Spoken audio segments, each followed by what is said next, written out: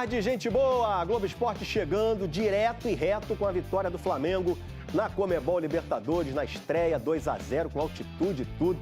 Brilho de sempre, né? Desses caras aqui, Bruno Henrique e Arrascaeta. A geração de 2019 continua heróica no Flamengo. Eles são o retrato recente de um Flamengo tão vitorioso. Arrascaeta e Bruno Henrique. A vitória na estreia da Libertadores tem a cara desse Flamengo.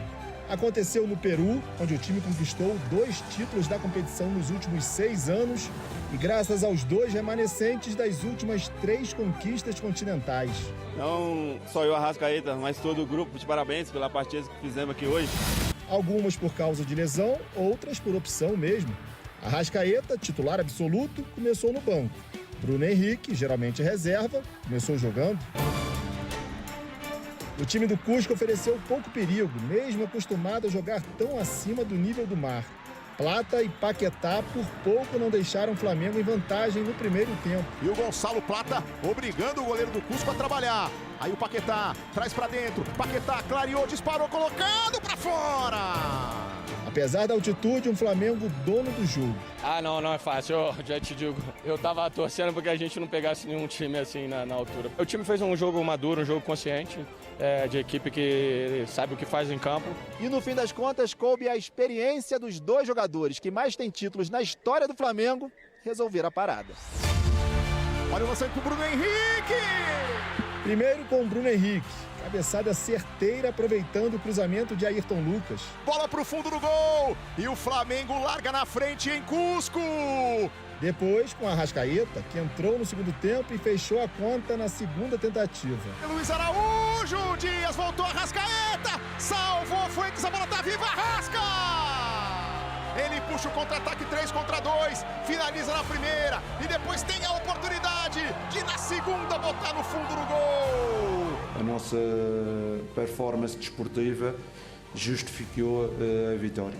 O Flamengo saiu com a vitória e a liderança do Grupo A. Só não deu para deixar o estádio Garcilaso de la Vega na noite gelada de Cusco de banho tomado. Estamos indo direto a tomar banho no hotel agora. A água tá meio fria ali, tá um frio do caramba, vamos embora. Imagina o fedorzinho no ônibus, hein? Pessoal voltando lá pro hotel. Bora falar mais do jogo, então, que teve problemas polêmicas de arbitragem, na verdade. Vamos começar com esse pisão do Plata, no colito. O árbitro Delis Lopes nem falta deu. Aí o VAR checou o lance, recomendou cartão vermelho, mas não deu em nada, não. PC Oliveira falou que não expulsaria o Plata também, mas teria dado amarelo. Eu concordo com ele, acho que é por aí mesmo. E quando ainda estava 1-0 para o Flamengo, veio a maior polêmica do jogo. Uma linha de impedimento, cara, essa aí deu o que falar. Manda aí. A jogada começa nesse lançamento longo aí para o Manzaneda, lá no meio dos zagueiros. Aí Ayrton Lucas escorrega. Manzaneda faz uma jogada boa, vai dar uma pedaladinha, ó. Chamou para dançar, cruzou, Rui Dias fez o gol que seria o gol de empate. Só que o VAR chamou, as linhas foram traçadas. E olha isso, gente, não dá nem para saber o que está na frente do que ali. Impedimento milimétrico, gol anulado, isso depois de 5 minutos de checagem. É mole? Melhor para o Flamengo. Beleza, agora você vai ver o que aconteceu com o De La Cruz no jogo. Deve estar com o ouvido zumbindo até agora, rapaz. Vou passar o contato do meu otorrino pra você, gente boa. Olha, menor necessidade, né? Coitado do De La Cruz. E esse jogo contra o Cusco, gente, foi marcante pro Arrascaeta, porque ele entrou no top 5 dos maiores artilheiros do Flamengo na Libertadores. Agora são 11 gols, igualando o Everton Ribeiro. Só tem gigante aí nessa tela. E de quebra, o Arrasca ainda se isolou como estrangeiro que mais jogou pelo clube, contando todas as competições, tá? 370 jogos dele, é muito ídolo do Flamengo. Ô, Vene Casagrande! Mais um dia terrível. Ô, Pardal, cadê a peruca que tava aqui? Você viu a minha peruca, loura? Por favor, ô Pardal. Boa tarde. Obrigada, Pardal, muito obrigada. Ô, Vene Casagrande, essa peruca, ela geralmente é utilizada pra perder a porta e tal, essas coisas. Mas Tem uma pessoa que nós debatemos ontem aqui o cabelo dele, né? A cor do cabelo, claro. Arrasca, arrasca, arrasca. O Bruno Henrique. O que acontece, Venê? Olha, quando o sujeito está louro, esquece. Eu sou Arrasca, louro. Ó, ficou igualzinho, Venê. Eu não sou bonito igual a ele, né? Olha Aí ficou só. maneiro, Venê. Olha o Venê chegando hoje aqui na redação. Tem imagem. Isso aqui é o Venê chegando, Exatamente. É o vento da ressaca. Olha lá, ó. Mais uma vez eu fiquei... Olha lá, Venê Casagrande. Boa tarde pra você. Boa Caio, tarde. boa tarde pra você. Boa Não sei tarde, se maravilhosa. boa, não sei se tarde. Apenas tarde. Apenas tarde. É. A torcida flamenguista tá empolgada com a vitória. Muitos memes rolaram nas redes sociais, como sempre, a gente abrindo o nosso programa e mostrando todos os memes. Ô, Venê Casagrande, foi a nível do mar? Inclusive, ó, a galera aí que quando for jogar na altitude, se quiser um manual de como jogar na altitude, o Flamengo produziu esse manual. Toma! Eu fiquei na dúvida se era na altitude, de Ô, verdade. DJ Careca, cadê a música do Flamengo, DJ? DJ! Cadê a música? É isso, Ganhamos na altitude, DJ! E bem, amassamos os caras. Com asteriscos. É isso. Toma! Tá a fim de me irritar hoje. Hoje tem, DJ Careca, prepara aí. Eu não vi essa revolta quando o Fluminense foi muito prejudicado. Eu não vi essa revolta. Inclusive, o Palmeiras foi muito beneficiado. Mas quando o Flamengo é ajudado pela arbitragem, existe uma revolta seletiva. Ontem vocês viram a gente falando aqui do Fluminense. Hoje é dia do Flamengo, vamos falar do Flamengo. Eu gosto de ver você assim. Revolta seletiva. A gente vê por aqui. Toma! Vamos falar disso mais tarde, Olha aí! Mas eu entendo, falar de Flamengo dá engajamento. Olha aí, o Flamengo vence na altitude, tá no meu super telão. O Flamengo enfrentou uma altitude, gente, de mais de 3.500 metros e venceu o Cusco por 2-0 no primeiro jogo do rubro-negro na Libertadores desse ano de 2026. Bora ver os melhores momentos dessa partida e na volta, o pau vai torar! Rodou! Desta vez não foi a altitude que atrapalhou o Flamengo. O rubro-negro se impôs que nem parecia que estava a mais de 3.000 metros do nível do mar. Paquetá deu esse chute de longe. A equipe do Cusco respondeu, mas Rossi estava lá para impedir. Pelo Flamengo, Paquetá levou perigo outra vez de fora da área. E nessa cobrança de falta que o goleiro do time peruano tirou. O Cusco chega perto com Calherro, mandando essa bola por cima. O segundo tempo já começa com polêmica. Plata dá um pisão em Colito, que fica caído. O VAR entra em ação para checar cartão vermelho. Após um longo tempo, manda seguir a partida e não aplica nenhum cartão. O Cusco começa a levar perigo, até que o árbitro marca pênalti para a equipe peruana após a bola bater no cotovelo de Paquetá. Mas logo em seguida foi avisado que a bola havia saído no lance anterior.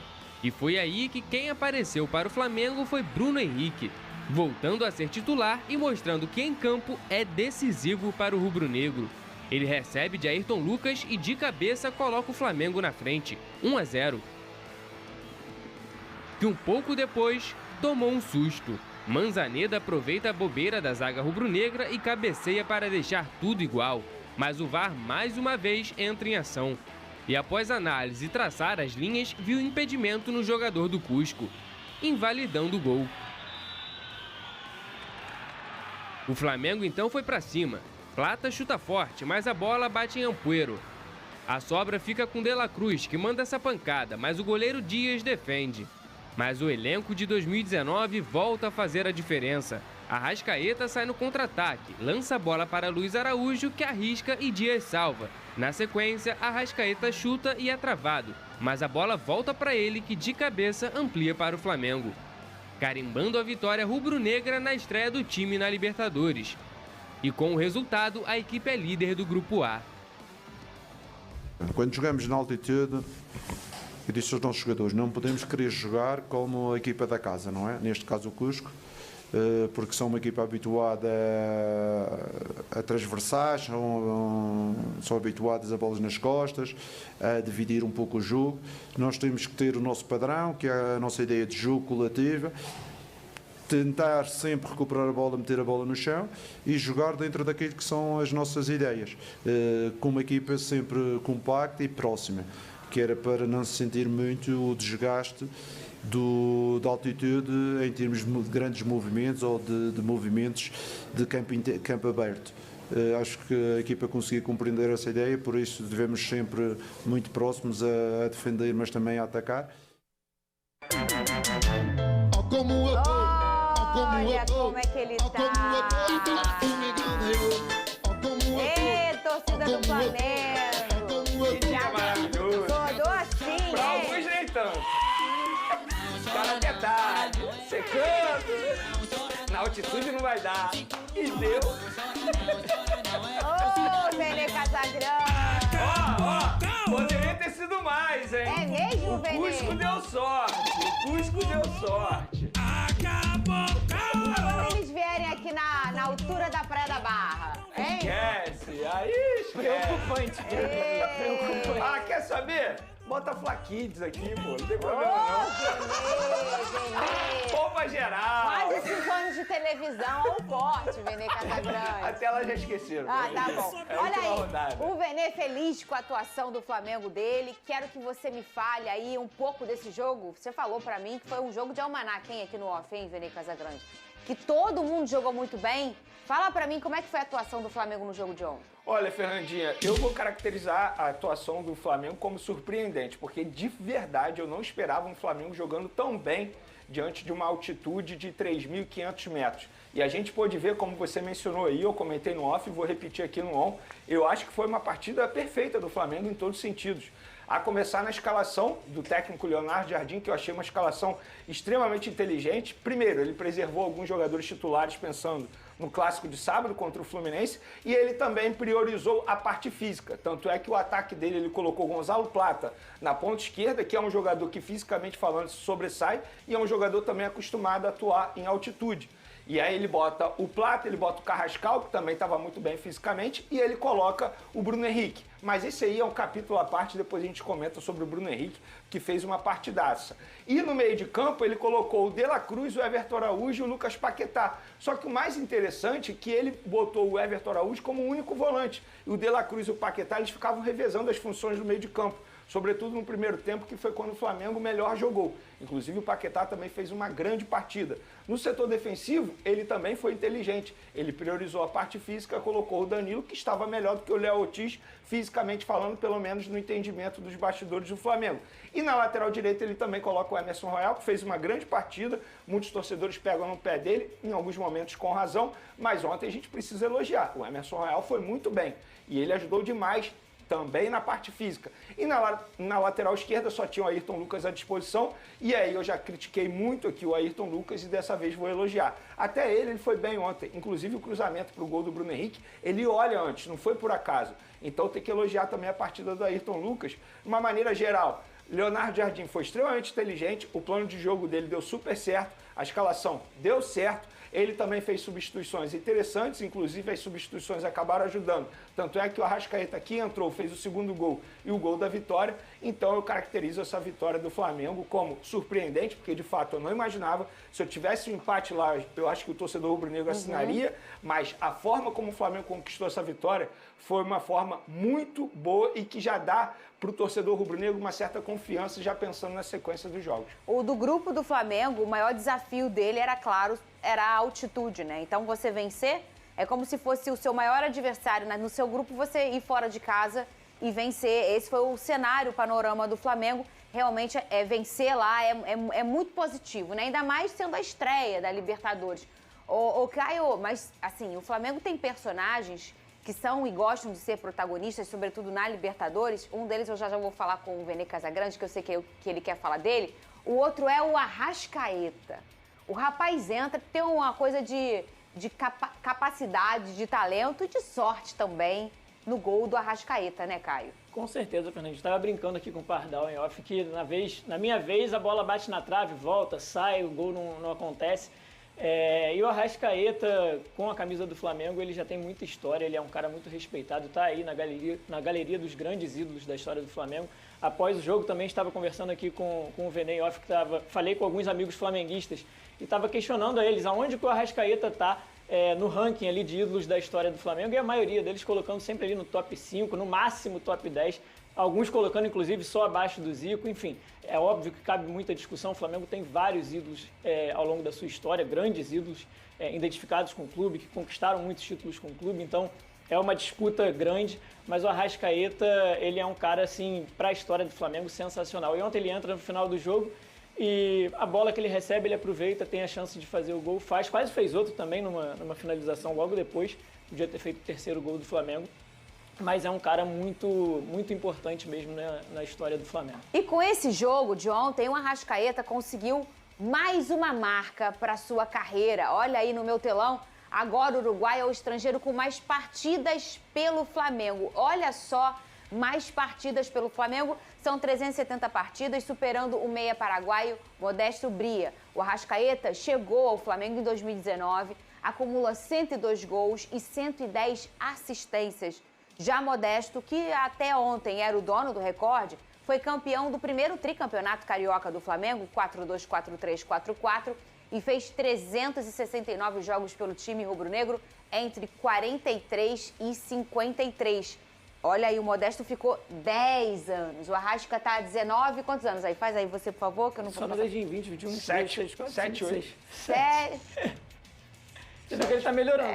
7. É porque eu fiquei na dúvida 7 anos, 8 temporadas. Eu fiquei nessa dúvida. Mas enfim, são 7 anos. Ele começa no Carioca de 2019. Ele começa em 2019, junto com o Bruno Henrique e Gabigol na ocasião. Pra você, Venê, Anderson e DJ Careca pensem também na resposta. Que são os nossos rubro-negros aí. Vê como a Flá parece ser grande, né? Ô,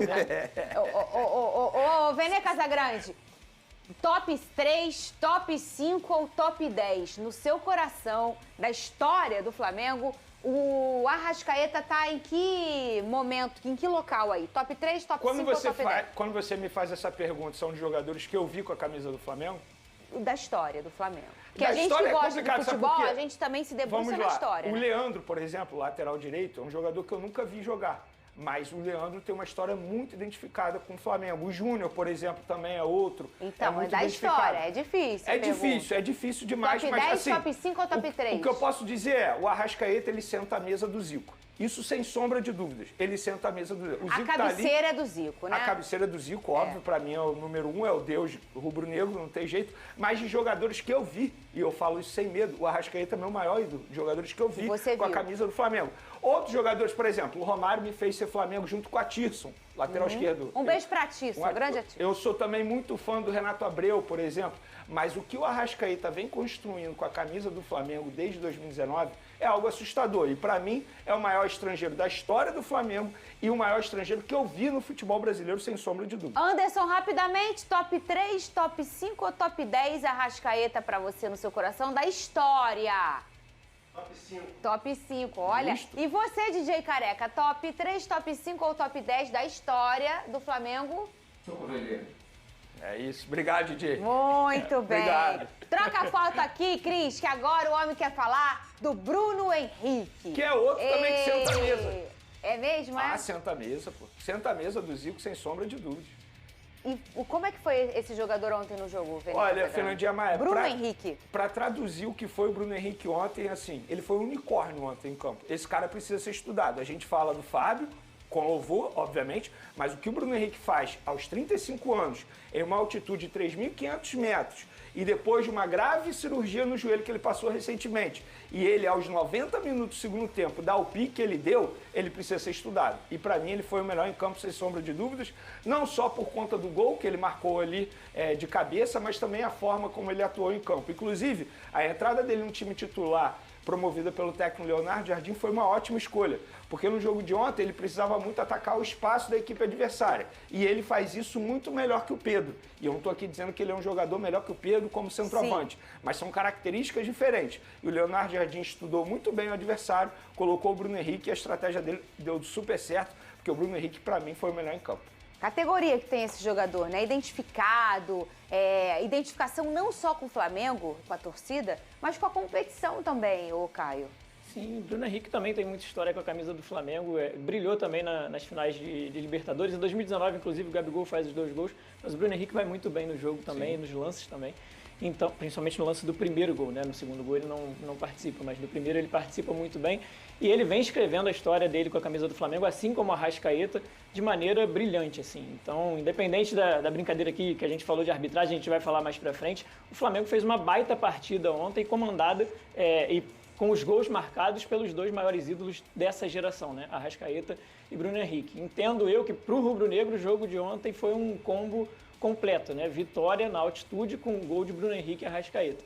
Então a gente vai falar mais pra frente de arbitragem, mas a gente tem que reconhecer também. Olha aí. Só para finalizar o assunto Bruno Henrique, ele tem algo que não tem jeito. Ou você nasce com isso ou você não nasce. Não adianta você trabalhar. Ele tem estrela.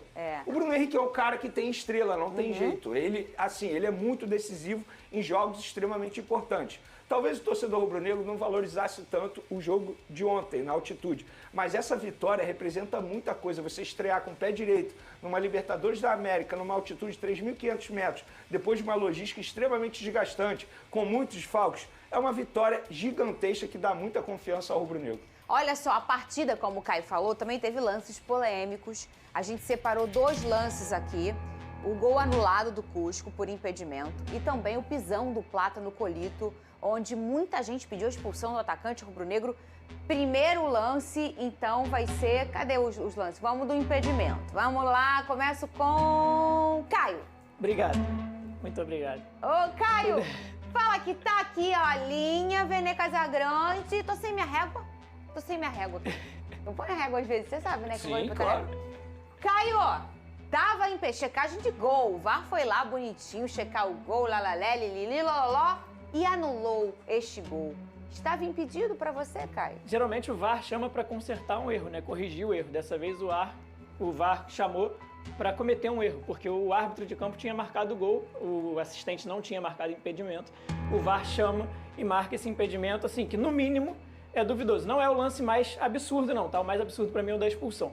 Mas o do impedimento tem 2 coisas aí pra gente analisar, porque primeiro, a linha aparentemente, eu digo aparentemente porque a definição da imagem é muito ruim, né? A gente tem que saber qual foi exatamente a imagem que o VAR usou para analisar isso. Se foi essa, assim, é um absurdo. A Conmebol, com o dinheiro que tem, com a grana que entra lá todo ano, adora multar os clubes por um monte de questão e não ter o impedimento semiautomático, por exemplo, que acabaria com a nossa discussão aqui, estaria ou não impedido.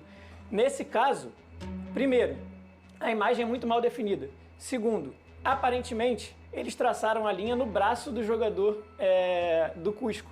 Nessa imagem não dá nem para ver direito, mas quando aproxima muito, a gente consegue ver a linha amarela ali que passa no braço dele. Dá pra ver que tá no braço. Aparentemente está na mão ou no cotovelo, não está no ombro. E, segundo a regra, ela tem que ser traçada no ombro do jogador. Porque o jogador, ele não pode fazer gol com o braço, por exemplo. Com o ombro ele pode. E aí, segundo a regra também, quando a imagem é inconclusiva, que no mínimo é o que a gente está vendo aí, vale o que foi marcado em campo. O que foi marcado em campo foi o gol, mas o VAR chamou a arbitragem para errar. Eu vi isso, não pela primeira vez, tá? A gente já viu outras vezes isso acontecer. Eu não quero jogar água Mas, mais uma no vez, seu a arbitragem erra dessa forma. Eu não quero jogar água no seu churro. Lá vem. Você quer comentar, não? Pode porque pular? Pra mim é inconclusivo isso. Se alguém chegar e falar pra mim assim que foi pênalti, ok. Se alguém falar pra mim que não foi pênalti, ok. Porque com essa imagem não tem como concluir nada, gente. É inconclusivo, é um lance totalmente inconclusivo. E aí, agora, mas aí quando é inconclusivo, dá o... É isso que eu ia finalizar. Eu acho que quando é inconclusivo, e se de fato foi... Por isso que antes, quando estava rolando o VT, eu perguntei pro Igor, nosso produtor, se a Conmebol divulgou a imagem e até mesmo o áudio. Porque se for nessa imagem, é totalmente inconclusivo. E quando é inconclusivo, vale o que foi feito em campo. E ele havia dado o gol, então tinha que ter dado o gol. Mas nessa imagem, eu não consigo dizer nada. Se alguém consegue dizer algo em cima dessa imagem, parabéns. Você tem um superpoder. Eu vou dizer uma coisa pra vocês. Eu adoro coisas modernas, vocês sabem disso. Esse lance me lembra, sabe qual? Você vai lembrar porque foi no jogo do Botafogo. Botafogo e Bragantino. Foi igualzinho, idêntico. Na época, Acho que foi gol, agora eu não lembro se foi gol do Bragantino, foi anulado ou foi do Botafogo, enfim. Mas foi a mesma coisa. Foi no Newton Santos o jogo. Não, foi lá na casa do Acho que foi do Bragantino esse ano. Recentemente. Então o outro que saiu igualzinho. da falta foi no jogo do Mirassol do ano passado. Foi igualzinho, a mesma situação. Por isso que eu acho que a CBF não pode chegar lá na Conmebol e reclamar. Porque a CBF tem o mesmo problema. Mas, exato, Entende? entendo. Mas assim, eu adoro a tecnologia, eu acho o máximo. Se a gente usa a tecnologia para curar a doença, para se comunicar, para viver hoje em dia, por que não pro futebol? Mas também eu acho que tem coisas que têm que ser dosadas, né? E aí, se você quer... Como é o nome daquelas coisas que traça? Linha do quê? Que tem uma linha aqui agora. Linha do... né? O paralaxe. A paralaxe. Tinha que ser Que semi-automático. é de acordo com o ângulo da câmera. Igual a gente viu recentemente. Aí a paralaxe... Não. Pega uma regra que era ou é ou não é. A única regra que não é interpretativa no futebol é a porcaria do impedimento. Todas as outras, teve intenção, não teve intenção, foi forte, foi fraco, tinha 4 homens, não tinha, era os 4, não sei o que lá, de 100 impedidos. O impedimento não tem erro. Ou você tá na frente ou você não tá na frente. O braço não vale, o resto do corpo vale. Ponto final. 2 caras do outro time tem que estar à frente de você. O goleiro, geralmente, e mais um jogador. Transformaram uma regra que era simples e objetiva em debate. A gente está há 10 minutos debatendo se estava ou não estava impedido. Porque virou milimétrico. Então faz o semiautomático. Tem que ser semiautomático. E na prática, qual é a diferença? Tem dinheiro pra isso, tem dinheiro. Não é dinheiro. O novo presidente da CBF, ele prometeu desde a primeira rodada do Campeonato Brasileiro e até agora não cumpriu. E a gente por isso que eu acho que a gente não pode questionar a Conmebol. Porque nem a CBF prometeu aquilo, cumpriu aquilo que prometeu. Agora a gente vai trocar o lance pra botar um que sempre é interpretativo. Tudo fora do impedimento mas tem umas interpretações que é igual quando a pessoa tá sendo traída, que só a pessoa que não vê, né? Foi nada. Pergunta pro tornozelo do Foi atleta. nada. Isso em mim. É isso aí, Estourou o contato. Isso Contato aí veio. Isso é uma expulsão E o juiz direta, tava vendo né? tudo. Direto, assim, sem dúvidas. E é um absurdo o VAR não chamar também pra... Aliás, ele ficou ali um tempo esperando, né? O Foi VAR nada. falar. Mas assim, pergunta pro tornozelo do atleta aí. Dá até aflição de olhar. Não, dá nervoso de olhar. O pé ficou torto. E só pra gente pontuar uma coisa aqui. A sorte que o pé não ficou preso na grama, Sim. tá? Se tivesse, não, ele ia você quebrar olha a o pé. imagem, inacreditável não ter quebrado. É verdade, é verdade. E é mais inacreditável ainda o Plata não ter sido expulso por esse lance. Não é a primeira vez que o Plata faz isso. O inacreditável é que ele nem falta ele deu, gente. Sim. Isso é inacreditável, nem falta E só pra gente pontuar uma coisa aqui que é muito importante também. Assim como, apesar do Vene ter falado no início que a revolta é seletiva, ontem a gente falou do Fluminense. O Fluminense jogou muito mal, mas isso não impede que a gente fale que o Fluminense foi prejudicado pela arbitragem da Conmebol. Assim como ontem, o Flamengo jogou muito bem, mereceu vencer, foi superior. A gente já reconheceu aqui o quanto o Flamengo foi bem, mesmo na altitude, parecia que estava jogando a nível do mar. Assim, uma atuação espetacular, na minha opinião, o craque do jogo pro Flamengo foi o técnico Leonardo Jardim, que montou uma estratégia, assim, irretocável, foi brilhante, gabaritou o jogo, assim, do início ao fim, mas também isso não nos furta a dizer que a arbitragem beneficiou o Flamengo, prejudicou muito o Cusco por conta desses 2 lances, são lances absurdos, assim. Quando o Plata devia ter sido expulso, o jogo ainda estava 0-0. A gente também não pode fazer exercício de adivinhação aqui, o Cusco ia ganhar porque estava com 1 a mais. O Flamengo estava jogando melhor do que o Cusco. E logo depois, quando o Cusco empata a partida, a arbitragem também anula o gol. Então, assim, prejudicou demais o Cusco. Mas isso não quer dizer que o Flamengo não mereceu a vitória. Vene Casagrande, isso aqui é expulsão, né? A expulsão, pra mim não tem dúvidas, isso aí é expulsão. Quem que ia ser expulso? Foi nada. O Plata, me ajuda a te ajudar, Plata. Você tá sempre complicando a sua história. Quando eu tava te elogiando, sempre ele na cena do crime. A sorte dele que ele não foi expulso. Porque se o Flamengo perdesse uma expulsão do Gonzalo Plata, nossa, imagina que não seria o dia seguinte da vida do Plata. Seria ótimo. E depois desse jogo, os jogadores do Cusco reclamaram muito sobre a arbitragem nas redes sociais. O lateral Cevadios postou com essa seguinte mensagem. A imagem é essa da imagem do Plata e também do impedimento. Não sei onde está adiantando, que abuso, e essa expulsão não havém. Então tá aí o pessoal, né, e também o jogador do Cusco reclamando sobre a arbitragem. Fernandinha, você lembra que ontem eu comentei aqui no programa que a Conmebol paga por vitória? Eu só achei para trazer o a máximo essa informação, Vene. Eu não sabia disso. Com essa vitória, caiu na conta do Flamengo $330 mil. Que legal, tá vendo? Tá bom pra vocês? Tem bicho. Tá precisando de dinheiro. Tem bicho até na Comebol. Opa! Na derrota do Flamengo para o Red Bull Bragantino, no último dia 2, o atacante Everton Cebolinha se lesionou e teve constatado uma fratura na costela. Ele já iniciou o tratamento, mas vira desfalque por tempo indeterminado. Cebolinha só tem contrato com o Flamengo até o fim de dezembro e já está definido que o vínculo não será renovado. O clube carioca não descarta vender o jogador no meio do ano em caso de propostas. 2 times que despontaram com interesse no atacante são Grêmio e Cruzeiro. Mas segundo informações do portal 1BH, a lesão do camisa 11 pode afastar negociação com esses clubes. De acordo com o 1BH, as chances do negócio ser reaberto na janela de transferências ficam perto do zero se Everton Cebolinha passar boa parte do trimestre no departamento médico. Sem ritmo de jogo e maiores informações da sua condição física, qualquer negociação perde força na próxima janela. Nesta temporada, o ponta-esquerda tem 16 jogos e 3 gols marcados. Mas se Cebolinha não se recuperar até julho, o Fla perde poder de barganha em uma possível negociação em julho. Com isso, não pode se descartar que o Flamengo seja mais flexível para não perder o jogador de graça em dezembro. Sem ter um prazo para ter Cebolinha de volta e com contrato perto do fim, o Flamengo mira contratações de 2 pontas no meio do ano. Nomes estão sendo avaliados de forma silenciosa, mas sem avanços importantes até o momento. O volante Danilo chamou a atenção dos principais clubes do futebol brasileiro após início positivo com a camisa do time de General Severiano em 2026. Depois de atuações convincentes pela seleção brasileira, o Flamengo passou a monitorar a situação do meia do Botafogo. De acordo com informações do jornalista Vene Casagrande, o Flamengo não realizou proposta, mas está acompanhando de perto o que está acontecendo no Botafogo. Assim sendo, o meia da seleção brasileira agrada Leonardo Jardim, e o Mengão está pronto para um bote futuro. Neste momento, o Botafogo sofre com grave crise financeira e política. O time de General Severiano chegou a ser acionado pela FIFA devido a dívidas com o Lyon, da França, e outras equipes.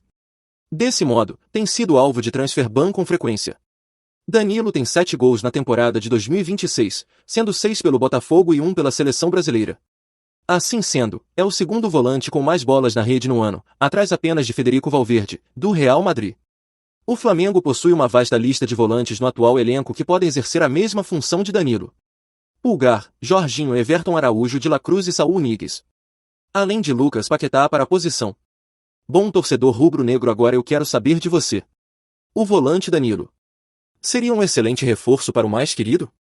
Coloque sua opinião nos comentários, não sei se você sabe. Mas sua opinião é muito importante para o Flamengo. A qualquer instante eu volto com mais uma notícia do mais querido.